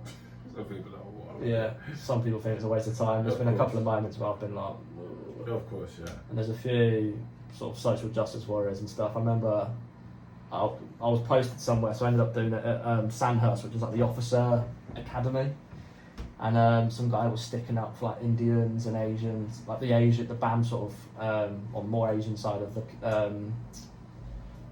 forces, and how they don't get represented enough. And then some Sikh guy stood up, and he was literally like, his parents were from India and all this, like, and he stood up and just went, what are you talking about, mate? In like the most London accent as well. I was just stood off like, well, that's taking me aback, like full on Sikh and everything, and he was just like, shut up, mate. I was like, oh, okay. He was like trying to stick up for him, just completely unprovoked. It's like, nobody actually do that, mate. Sit down, please. Yeah, I think sometimes a lot of people have become so woke and liberal, yeah, and it's just woke, way yeah. too much. Yeah, and nobody it's else. like, I feel like you're trying to do it for your own sake Yeah. to try and look better than you are. Yeah, And 100%. a lot of those people behind closed doors are just as racist. Yeah, just as potentially bad. behind anyone. Yeah. They just want to put a face on. Yeah, exactly. And a lot of times it's unnecessary. So, a little bit of a segue, but we're going to obviously stick with the end of the armed forces. So I was telling you about the story briefly, but there was a black woman that's finally got compensated from the army. Yeah, I've probably heard about that, but I've not. I can tell you about it. Yeah, So, I mean, I only came across it, and I did my own research into it. And you know, she said she got, you know, abused, mentally, verbally, and sexual assault as well. Yeah. Which is crazy. And they actually used her as a poster girl to recruit more ethnic minority women, which, you know, I get. Yeah. But it's a really difficult one, because what I don't like what the army did is they tried to, before they gave her the settlement, Yeah. they tried to paint her out as the aggressive black female and this and that. Yeah. And that's my only problem with it. It's like, you basically try to do a cover up Yeah. until the story got too big, Yeah. and you couldn't defend yourself before you paid out. Are you surprised things like that happen in the army? What a lot of people forget is that the army is effectively like a big corporation. Yes. It's a big government body. It is the army, and it is a military group, but it is still like a big corporation. You know, it's got 70,000 employees. I'm sure I can't name them, but say Amazon, for example. Does it happen at Amazon as well? Of course it does. So they've got probably about the same amount of employees. So just because it's the military, obviously we hold ourselves to a higher standard because we are military, but you know, it's still going to happen. Do you know what I mean? I'm not going to say it's not going to happen ever again. So am I surprised that happens? No. Should it happen anywhere for that matter? Of course not. No. Yeah. So, Yeah, I mean, it's a shame, because I mean, my perspective was like, and I know you'll be like, oh my gosh, that's bad. My perspective was kind of like, what do you expect? You're going into an arena where women have only just started becoming a thing in the last 10, 20 years, Yeah. and there's barely going to be any ethnic minorities. Yeah. You got to expect that to happen. Should it Yeah. happen? No. Yeah. But then on the other side of things, you know, the world is becoming more diverse. People should get opportunities in any field. No, yeah. So I was in kind of like 2 months. Obviously, I felt extremely bad for her. Yeah. But I do feel like people sometimes have to be a little bit realistic Yeah. about what they're doing. Yeah. before they put themselves Remember in where a you are. Do you know situation. what I mean? Yeah. If someone went to Kenya, say, and then started gripping one of the Kenyans there that works there, I'd be like, "What are you doing, mate? You're literally in his country." But if it was a Kenyan in the UK, and he was, I don't know, somewhere in the UK that's really racist, you'd be like, what would you expect? Yeah. It's like I hate when like English people of any background, Yeah. or any race, go over to like a Dubai, Yeah. and they moan about the fact that they're not able to drink in the streets. Oh, It's God, like, yeah. are you Yeah, right? yeah, You're in their country. Yeah. You abide by their rules. Yeah, the Qatar World Cup irked me. That was exactly what you just said there. Yeah. Ridiculous. Yeah. Ridiculous. But do you know what was funny? Because the UAE are a district that don't take any crap. Yeah. All the English behaved. Oh, There were shock. no incidents. Shock. The first Shock. time that all the English behaved ever at a football tournament. When it was in the UK, and there was bus stops getting ripped apart. Ridiculous, and, ridiculous. The English. black players getting abused for missing the penalties. The 3 black players, although we got to fight. Ridiculous scenes. Yeah. Army. So good to get your perspective on that. Yeah. So army challenges. How has it shaped you as a person? I feel like in the army there's lessons you learn, and probably pick up a lot of bad habits as well. There's a lot of lessons you learn that obviously with you for life. Silly little things of discipline. I feel like the way you carry yourself, even if you are a bad character, I still feel like you carry yourself. Like around your civilian mates, if all of you are, say, misbehaving, you'll probably be the one that sort of says, look, that's maybe not type thing. You know, you probably hold yourself to a higher standard. And I think even after you leave, like even after I leave, I'll say, oh, I was in the army, or I'm a veteran now, so I still have to uphold myself to a higher standard. And I think that's definitely something that you carry with you forever. And what do you think that is? Is that this discipline? Discipline, ethics, morals. You know, I've travelled probably a lot. Well, I always sort of compare myself to my schoolmates and see where they are in life and what they've done. Yes, some of them have travelled way more than me, but they've not experienced it. Yeah. Like you could go to, like, obviously Iceland's quite a big flavour at the minute, also the Northern Lights and all that kind of crap. You go there for 2 weeks, we don't get to experience it. When I went to Mongolia, I was in the sticks and I was there for a month. I went to Kenya, I was there for 7 months, and you really get to experience the culture over that time. Oh my god. How did you find Kenya? Interesting. You want about racism and stuff. It's hard. It's quite hard not to go like full like English colonial when you're out there, because obviously there's a lot of stupid things and cultural things that happen out there that just are unfathomable. Like people just walking in the road and that and just don't care. They'll be off their nut on drugs and stuff anyway, but there's no like boundaries on the roads. People just walk into the motorway, you just slam your brakes on and you almost can't help but fall into that sort of English colonialism. Just it's quite hard not to do, to be fair. Tell me more. There's some of the people are mental. Like one example, so there's a drive. We stayed on one camp and we had to drive to a different camp where we worked, and there'd be this group of people that would dig sand out the side of the road and fill in the potholes and just stand in the road. They'd found a high vis from somewhere, probably stole it, I don't know, and they just beg for money as if they've done a bit of community service, and they literally stand like with a hand out, and if you didn't slow down, you'd end up hitting their hand and probably rip their arm off, something stupid. And then if they didn't make enough money, they dig the dirt back out, move down the road a bit, and fill the holes in there, and just stay there all day. So did you have a problem with the people? Oh no, God knows. I met some of the nicest people there ever, like, as you normally would. But there's obviously just boundaries and stuff. Like, you know, like people sending their kids to go out begging because you think they'll have sympathy because of the child and stuff like that. You'll get that in any exactly, country with poverty, unfortunately. Exactly. And admittedly, you know, we did go full out white colonialism out there with Kenya. It's an African nation, obviously. We robbed Africa blind, really, haven't we? Yes. Stole everything. I'm not going to include myself in that. No. I came over today. This is the English. Robbed it blind, obviously, all the riches and stuff, same with like India and all that kind of stuff. But I think it was in like the 90s or early 2000s, we turned around and said, right, we'll stop taking a mick now. We started employing a lot more people. And the ratio, I think it's like 4 Kenyans for every white English, to every English person out there. Yeah. So we were massively outnumbered in terms of how many of them we employ. But even then, they'll still protest saying they want more jobs, more money, and it's a case of no matter how much you give them, they'll just demand more and more and more. Of course, yeah. So it's the more that's actually a thing. The more that you give someone, that becomes the standard, and they want more, and then that becomes the standard, and it just gets a bit tricky trying to haggle with people that don't want to know type thing. Yeah, because that's quite I guess that's an interesting process. So how do you get past that then? It's like you were saying about that woman that it's her environment. Obviously, she shouldn't expect the racism, but she should have been less surprised type of thing. Yeah. I feel like when you go to those sort of countries, you have to take it as it is. The culture there is completely different. It's like the typical white English person goes on holiday and gets taken advantage of.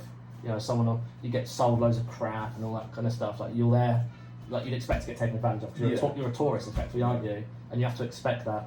And don't give in to the beggars and don't give in to that kind of stuff, but don't be surprised at the same time. Were there any moments you lost your rug? A couple of times, like people trying to reach into like your car and trying to grab stuff and grab you, and just people trying to rob you basically. There was every single night there was like a professional dance crew that would end up in the nightclub that we'd drink at. It was above a casino, so you go to the casino and then go upstairs. And I remember one day I saw him and he had a crack pipe and he was smoking a crack pipe out the window. I'd been there for months at this point, and we were really good friends with the dance group. We'd obviously dance and take the mick a little bit because we were obviously not that good. One day I saw him doing that, and I lost it with him completely. One, because there's obviously other people there, and it's not too much of a slippery slope for one of the blokes to just go, let's have a go with that. Do you know what I mean? And then he's just on crack. So it definitely was a crack pipe. I know what a crack pipe looks like. Yeah. So it's just. I lost my rag a little bit. Told the bouncer and he kicked him out. Just little things, little things like that. But never like got out of the car and started smashing the place up type thing. Never. I don't know why I've got some of these images in my head. Well, army blokes like high testosterone environment, and people like sleeping with all the tourists and stuff like that. Yeah, the amount of blokes that go out there, marry a Kenyan woman, and then and then like leave. They'll tell you everything you want to hear. Do you know what I mean? I'll tell you anything. You know, the money out there. I remember meeting this American girl out there. She worked at an orphanage, and she was on $1 a day. You know, I was on about £3 a month because of all the extra allowances and stuff. Yeah. So I made in a week what she made nearly in a year, I made it in a week what she made in a year. Do you know what I mean? So obviously they'll marry one of the squaddies because they're on good money, and then they don't really care. And the blokes will pay for anything because they're getting what they want. They're happy, so it's a fair trade. That's so interesting, man. Yeah. I'm glad you told me about that. Yeah. That's so interesting. That's right. I got some bad stories as well, which I can talk about after. But I've got so many stories about Kenya. Hey, tell me this. We want some juicy stories on the podcast. So there was a woman that got the nickname the Widower, and it's exactly as it sounds. So I don't know the first incident, but basically a bloke suspiciously died in her presence. They don't know the full story. But the one happened when I was there because I had to update the mapping for the out of bounds areas. So that's how I came onto it. She basically, this guy was married, I think he had 2 kids, and he was in one of the out of bounds areas. I don't know why it's out of bounds, probably just a bit of a grungy area. Doing his thing. Yeah, so he was obviously getting his end away, and she had basically overdosed him with Viagra'd him to death. He'd obviously Viagra'd him to death. Yeah, he had some sort of cocktail of pills, Viagra amongst them. So what is his penis just absolutely blowing? He's had a heart attack basically. Oh my god! I'm not sure. I can imagine that's such a painful way to go out. Just right at the end basically, and I don't know if it's the blood pressure or how it works, but yeah, he'd had some sort of cocktail including Viagra, and yeah, had a heart attack and died. Get hard, die trying. Yeah. Everyone adds the police, like the RMPs, like the coppers, like military police. Everyone has their number. Well, it's mainly just in case if we do something naughty, they're like, oh, please, come sort it out, basically.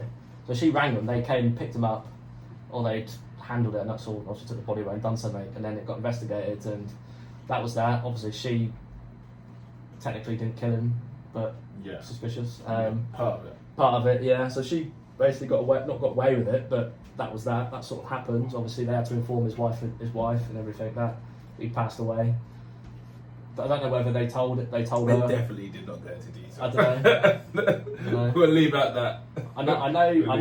Yeah, I know. If you get caught cheating on tour, your boss will make you ring your wife and tell her what's happened. What? Yeah, that's happened quite a lot. Yeah. That's normally a thing. It's quite frowned upon normally. Yeah. But obviously it doesn't stop. And it happens the other way around. Well, yeah, I suppose, yeah. Women That's do the same. also a thing as well. Yeah, of course it is, yeah. Women cheating on the squad. Yeah, of course it is. You say you're on tour for 6 months, you want to get your end away, it's going to happen, you know.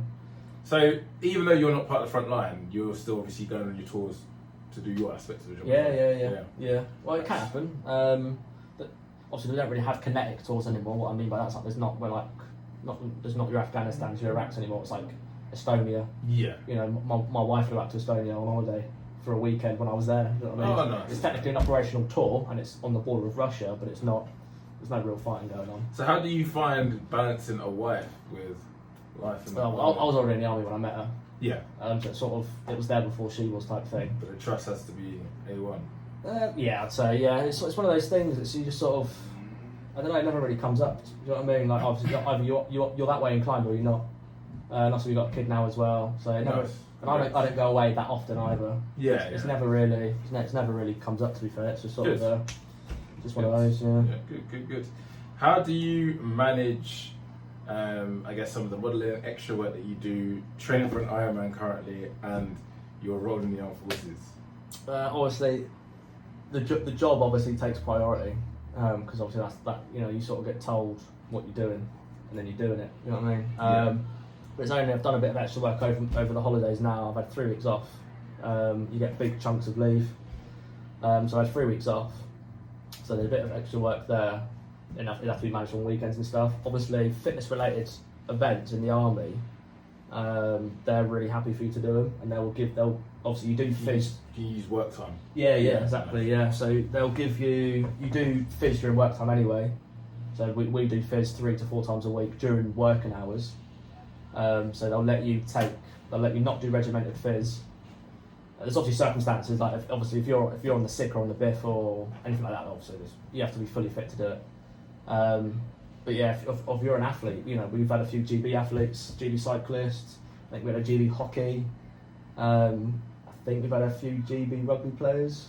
England rugby players as well. I think my old sergeant major maybe capped for England. I know he definitely capped for the army loads. I Caps for the army. You have a team. Yeah, yes, yeah. Army sports, tri-service sports. So what you actually play at other nations? Yeah. So you become a tracksuit soldier, and no battery. It's fine. It's good. That's right. All good. Yeah. So you become a tracksuit soldier. We had one girl. She was from Kosovo, and she was in line to go to the Olympics as a weightlifter. She spent 4 years just weightlifting, but she was technically still in the army. I'm so confused. Well, actually, that's a good idea. So you stop your day You don't job. get paid, don't you, for a lot of jobs in the Olympics? Yeah, there's a big article saying most of them are poor. So But you can just train in the army. yeah. But whilst doing other jobs as well, I guess. No. So you're getting paid by the army, and your full-time job then is training basically. Literally. Mad. Yeah. So you don't have to do anything else. No. That is crazy. So- Why don't more people do this? That's why I'm so It's a lot confused. easier if you're a woman and you like sports. Do it. It's so easy for women to get into sports because the pool's smaller. Yes. You'll go straight to the top if you're any good. Whereas basically. there's a lot of guys that want to. Yeah, I'm saying like to get into like rugby, for example, is a level 1 sport. It's impossible unless you're really good. It's impossible. Okay, cool, good on.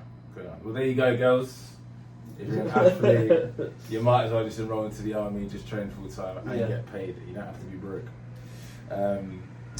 So yeah, no, that's cool. And could you be deployed then? Let's say we went to war. Oh, 100%, tomorrow. yeah. You'd be straight away. Yeah, 100%, yeah. Cool, perfect. In the next quarter of the show, I'm going to get you to explain conscription, Yeah, and we'll go into men's mental health. yeah. Just like that, as I always say to my guests, it goes so quickly. We're literally in the last quarter of the show, so Yes. let's get through some of these questions. So I remember we had quite an interesting chat. I thought let's actually just have it Yeah. out on the podcast because I believe which is actually something where we have differing views.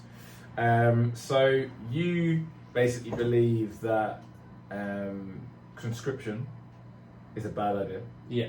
and national service is a bad idea as well. That's you. Can you explain to everybody what conscription, what the difference is? So I think one is mandatory, one's not. So national service, so national service is just 2 years. It can be in any governing body, so it can be police force, firefighter service, anything like that. And then conscription is basically going to war, Yeah. I believe. Yeah, And it's illegal, you have to do you it. have to do it. Or you yeah. go to prison, basically. Yeah, I think the fine is something ridiculous. Yeah. Over 100 grand or something. Yeah. Like that. It's crazy if you don't want to do it. But, So, the reason I'd say I disagree with it. So sorry, just going to say one thing. Go on. So conscription isn't the thing that I disagree with. Right, okay. So the one that I was backing was national service. Oh yeah, so outside of the military, I think doing like volunteer work, I suppose, there's no life at risk there technically. So why do you think national service is a bad idea? Because if you start, obviously ideally your military wants to be the best of the best. You want to have pick of the litter, and you see that when numbers are really high in the military, when we're overmanned, they start like giving people redundancies and stuff. But when we're undermanned, you then start seeing the cracks appearing when people are just getting sort of anyone in to get the numbers up. And with conscription, if you just get anyone and everyone in, you then start seeing, obviously the average of how good the blokes are sort of then starts dipping, like the quality of blokes start dipping. But wouldn't you say that's already happened due to DEO? Potentially, yeah. But obviously that on That a would national scale, would just increase. it'd be mental, and ultimately you'd have to go to war with these people. So the reason why I think it's a good idea. Yeah. 3 main reasons. We are in an obesity and overweight crisis in the UK. Yeah. 64% of adults are overweight in the UK. Jesus. And I know you can argue, BMI doesn't account for everything. Like, Technically, I technically am overweight, Yeah, same as me. Yeah. but that doesn't account for Yeah. most people. It's Yeah. a very, very good, Yeah. Yeah. dictating factor on And- where people are yeah. with their. A lot of the UK fitness is level. pretty fat. Yeah. Exactly. So I believe that they were trying to get kids to do 2 years of extra schooling from 16 to 18. I don't Yeah. think we're a stupid nation. I don't think that's our problem. No. Yeah. But I think obesity is a huge issue. Yeah. And I think that would fix a lot of that. Potentially. Yeah. People lack a lot of discipline. Yeah. People really struggle to follow through with goals. Yeah. Now a lot of the days, men are actually earning less than women now. Yeah. Although women, have only just started getting into the work field, their career field in the Yeah, last yeah. 50 years. And that shows how much men are falling off. Men Yeah. want to be entrepreneurs and Yeah. not getting anywhere. Men don't want to just go out and do a normal job anymore. Yeah. Loneliness. Yeah. So they've already said that by 2030, it used to be 2040, now 2030, 45% of women will be single and childless. Blimey. There's plenty of reasons for that. Obviously, women now are earning more, they're hypergamous, they want someone on the same level or up. Guys are falling behind, their standards have risen. We're not all earning $250,000, 6'4", strong, massive muscles. Yeah. Exactly. So they gas themselves up. Delulu. Exactly. And because of social media, all they hear is more comments from Sims. And how beautiful. Gosh, yeah. Now every girl thinks they're 10. Yeah. Now they're going for the best of the best. The best of the best might sleep with them, but they're not exactly wife for them. They think men are trash. And it's just this big toxic cycle, which I think us all mixing in a national service environment puts everybody a little bit more at a level playing field. And just togetherness and national pride. You know, you've got the riots, 34% of people don't vote, so a third of the country don't vote. Yeah.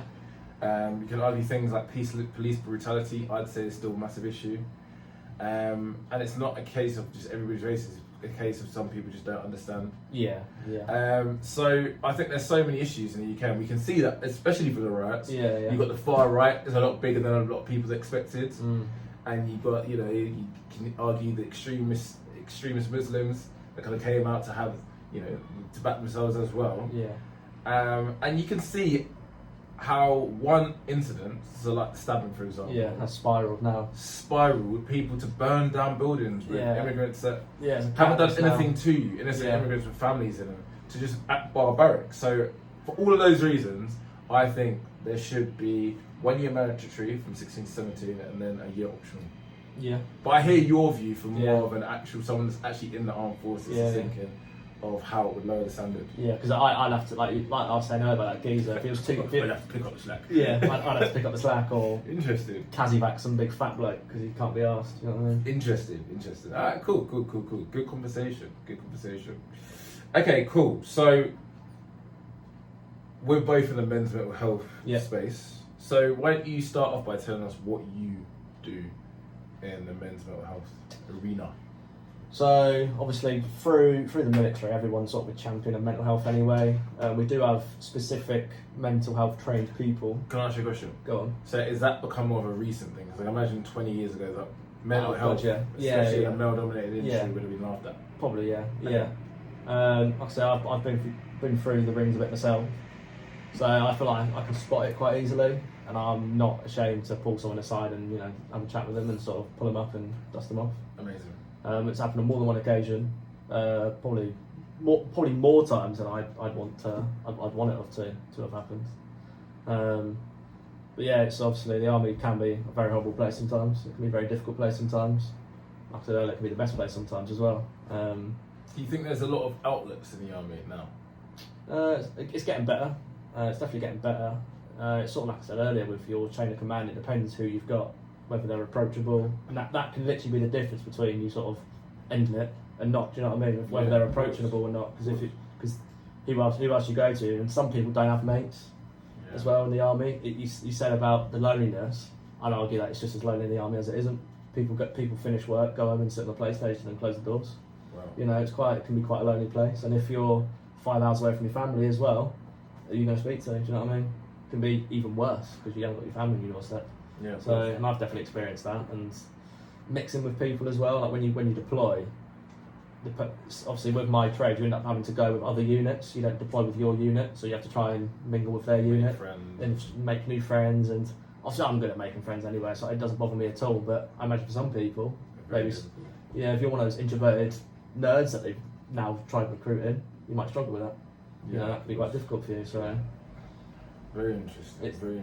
It annoys me. Obviously, the people that make the decisions at the top, that have all the money and have all the power, obviously aren't in the gutter with the rest of us. They don't see how it happens. For me, like just explaining that to you alone, the people at the top don't even know that much. They won't even think about that. Tick box. Yeah, for me, it's so easy to see where everything's going wrong. Not everything's going wrong, but where things are going wrong and how they can be picked up.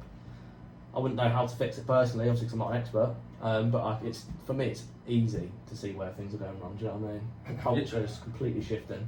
Good. For the good. Yes and no. Why do you think it's potentially getting worse? It's just that the culture now of obviously we're the most connected we've ever been in the work, like we've ever been in history. But more issues than ever. But more issues. You know what I mean? We're the most divided. More women on antidepressants. Yeah, we're the most divided. But Facts.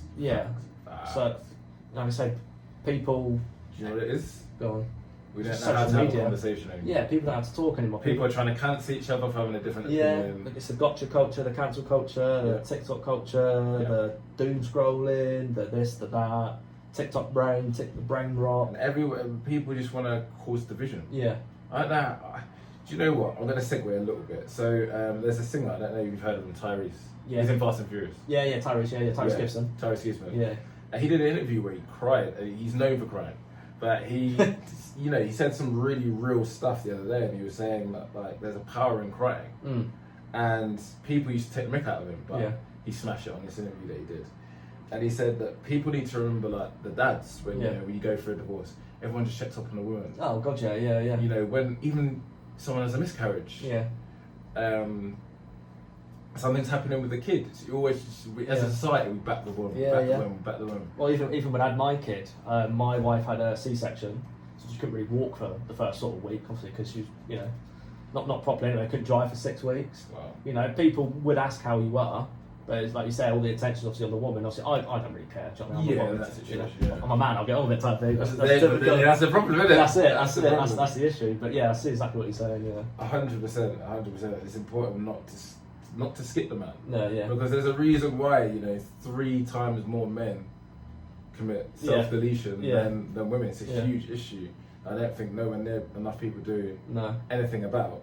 And you mentioned some of your own struggles. Do you want to go into a bit more detail? I think I dabbed on it earlier a little bit. Obviously, moving around quite a lot. Obviously, I think it definitely stems from childhood, and I think a lot of people's mental health problems could stem from childhood sort of traumas and stuff. Moving around quite a lot, constantly sort of not fitting in anywhere, but sort of you always then have doubts whether you do belong there. You sort of go in. Imagine you're sat with your friendship group and you sort of go inside yourself a bit, and it's almost like you're not in the group. You're sort of stood back looking into it, and then it's like a knock-on effect. And as you're growing up, the absence of a father figure as well, that didn't really help, especially as an adult. So I'm very self-guided, self-taught, self-motivated for everything. I don't train with anyone else, but then you sort of become a loner and enjoy it at the same time. I prefer training by myself. Almost, I'm a really social person, but hate making conversation at the same time sometimes. Quite a contradiction. But yeah, I think my first proper mental health struggle was when I was quite young. Stupidly, I think it was over a girl. Obviously my first proper long-term relationship. I think we've been dating for like 2 years. And it all just went a bit P-tong, and it's like the worst thing that ever happened. I had a really bad time. Breakups are breakups are so difficult. Yeah. Because even for people that might have not gone through that much hardship in your life, probably breaking up with someone that you feel like you love or being wrong, it's probably the worst thing that's probably ever happened to you. So that makes a lot of sense. I feel like I can be quite an intense person sometimes. So I feel like naturally, my emotions to me are like that much more intense. If that makes sense. So it was just like a breakup that. I suppose that with everyone it felt like that was everything, but to me it was like catastrophic at the time. And then, when was it after that? Probably, so in the army, the way promotion works is you sort of get a yearly review, and if you don't promote that year, you then have to basically work your ass off again for the whole entire year. Again, and it's just that vicious cycle. If you don't promote, and it's it can get exhausting. Especially when you've had like a really tough year, you've been away. I think I spent like the whole year away, like 300 days out of the 365 I spent away. Away at Christmas, away during the summer, and then I think I got written a really crappy report, just because the guy was a bit incompetent who wrote the report. He just wasn't very good at writing reports. So I had fallen foul of him basically. I didn't know the system. I didn't know I could complain about it at the time. It was never really explained, which is something that the army falls foul of as well, explaining your rights basically. And that whole year of working I'd obviously suppressed emotion for like a whole year just to get on with it, and then it just hit me all at once. I remember driving, like I don't have an issue with crying, but I remember I think probably since I got married, I think me getting married was the first time I'd cried in about 10 years, and it's almost like somebody was pushing my face out from behind it. Just like that feeling of wanting to cry was there, but I just couldn't. It was so intense, and then there's so much things that was stopping me from literally just like ramming my car up a tree. Wow. The main thing, stupidly, was that if I'd done that and not succeeded, I suppose, in what I was attempting, that I'd have to pay to get my car fixed. Do you know what I mean? I'd have a really expensive car bill, which would put me even more into my. I was just like, oh, for God's sakes, you know what I mean? Like, But you thought about it? Yeah, 100%. Like, yeah, like, and then I've got 2 younger little brothers as well, and with my stepdad, like my mum, and my stepdad. You know, like the impact I think like have on my family would stop me. Obviously, now that I've got a wife and a kid, I couldn't even imagine the impact it'd have on them. And what do you think it is that really deeps you? Is that just that sense of failure? I think it's a big sense of failure and just sort of resentment. Not resentment for myself, but I just resent my position and regret decisions that, like, should I be here? Should I have done something different? In older men, that's one of the biggest killers, like losing your job at an older age. Yeah. You know, should I have made different decisions earlier on? It's not regret of joining the army, but do I think, should I have left years ago, got ahead of the game? You know, why am I here? Type thing. So what if I've had that in like a breakup, and you just think the thing that is hardest about a breakup is you can't focus on anything because it's the what if. Yeah, exactly. What did I do wrong? What did I do wrong? Am I a failure? Like, and it's because as men, when we're younger, we get treated differently together. Yeah, 100%. And everything with us, we're competition based. Yeah. You know, we don't play hopscotch. We play rugby. And we want a winner, or we play football. We want a winning team or a winning individual. Yeah. You know what I mean? Yeah. So, I think that pressure that we put on ourselves to win, to be the man, to conquer, to succeed, is just so inbuilt in us. So then when we do fail, we really, really deep it. Yeah, 100%. Yeah, but I don't know. It's hard. I feel like it's quite a hard thing to explain because at the time you don't really sort of know. I feel like you maybe feel yourself going, and then out of nowhere, just sort of everything just sort of hits you. I don't know if it's a typical bloke thing where you just suppress emotion, and then it just sort of hits you, and then you can't. You know, because you've suppressed it for so long, it's obviously instant. Where women obviously are more in tune with their emotions. Let's talk about it to the girls, and do you know what? And that, I'll big up the women on this.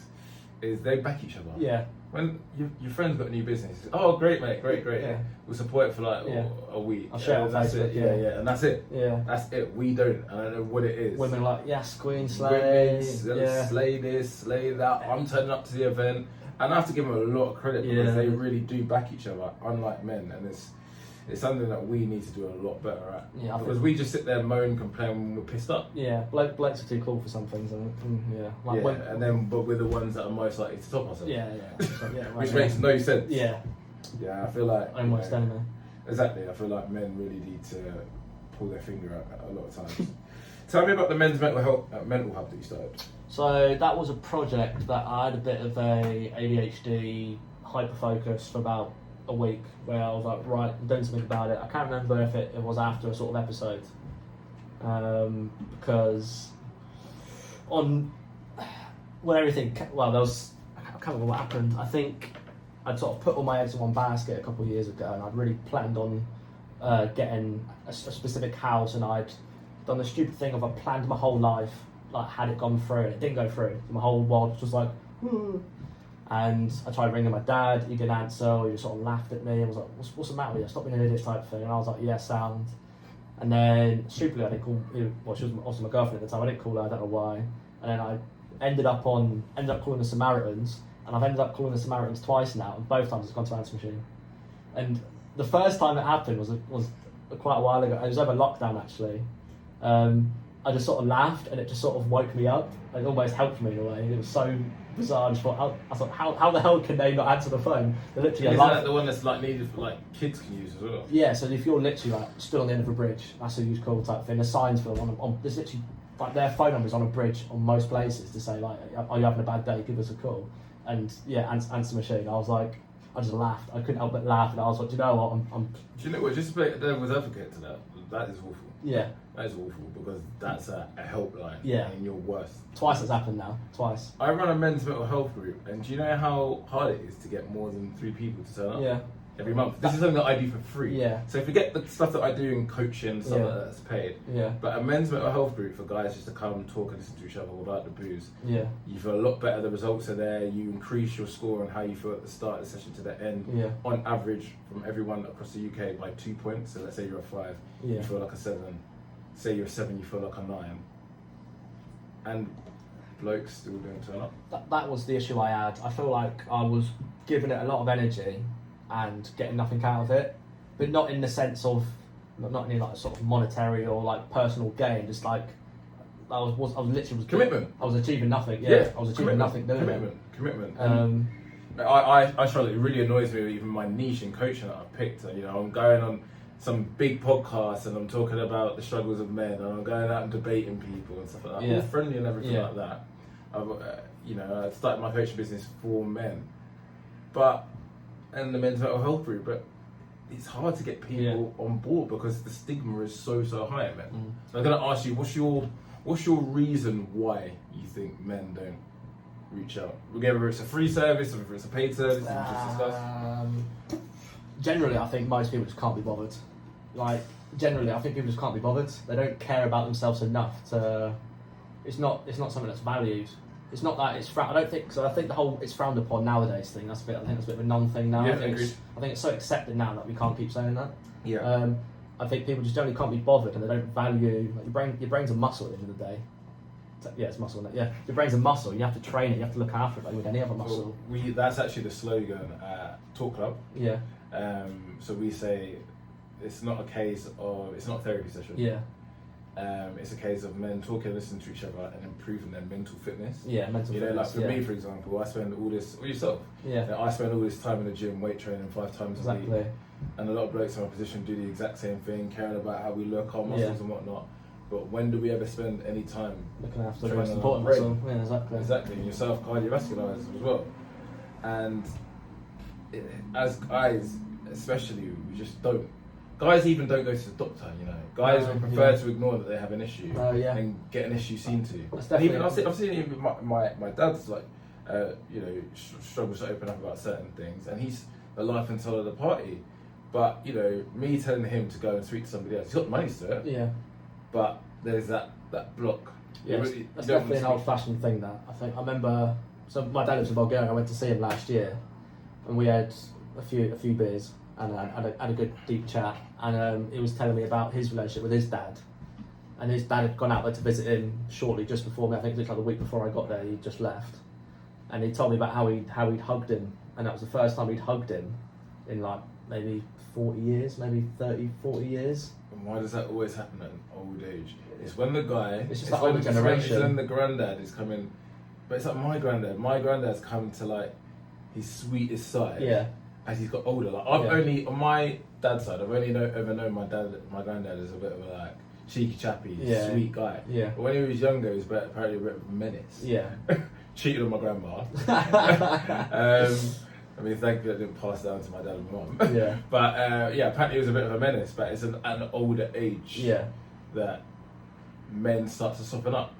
It's as if, I don't know what happens. You're close to death's door. Yeah, you start counting your count your lucky stars. Yeah. It's just a shame that it has to take that to happen. Yeah. For that hug, for that I'm proud of you, son. It's always a too late thing. I think too little, too late sometimes. What advice would you give to men that are struggling? You need to have an outlet. I feel like you need to have something in place before it gets too late. Because I feel like the reason people do commit is because it gets to a point where it's basically too late. You've got, like, even before it's happened, it's already happened. That makes sense. I always say be proactive instead of reactive. Yeah, exactly that. Like your head's already gone, and it's unless you physically stop yourself, no one else is going to stop you. So maybe if you know you're that way inclined, put someone in place to stop you, or like I said, have an outlet. That's why I think I've dabbled in. So I have ADHD, or I just dabble in so many different sports because I'm trying to chase an outlet or find a new outlet, or I don't want to get bored, and I can say I'm trying to be proactive and find these outlets. So I might do this triathlon and then not do it ever again. Do you know what I mean? Yeah. But I will find something else. Yeah. There's always something else. Some people might be boxing. Yeah, exactly. Guys, they always say guys and boys learn actually by moving about a lot quicker. Kinesthetic learners, I think. Yeah, we're different in that sense. And I completely agree with you. And a lot of the times it's people, you need to have an outlet that is someone that you don't know. Yeah. Because, I've seen it, I've experienced it myself. Your girlfriend, you feel like your words get used against you. Oh, God, yeah. Or she's too busy. She's too busy. She'll give you a bratty response. And you're like, okay, well, that's shut me down now. So now I'm not going to open up.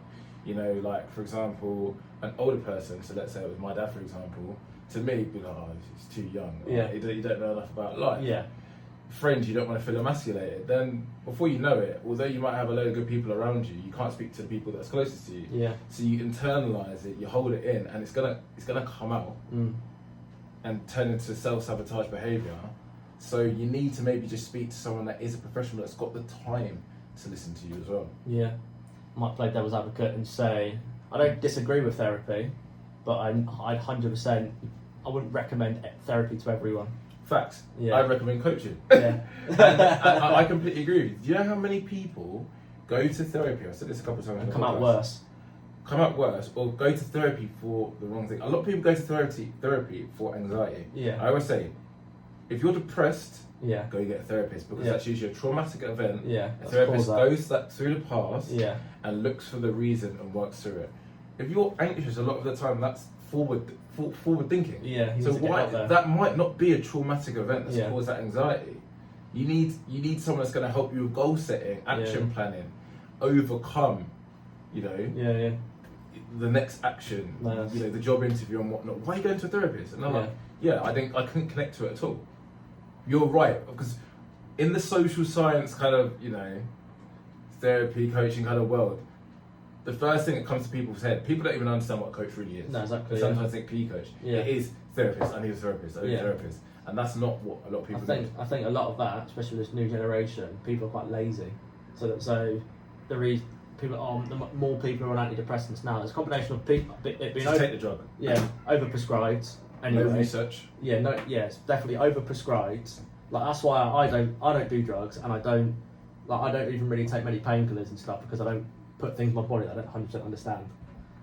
Luckily, my wife's quite clever, and she tells me what it is. I'm like, is that alright? She's like, yeah. I'm like, sweet, I'll take that. She did science and stuff at school, in uni and that.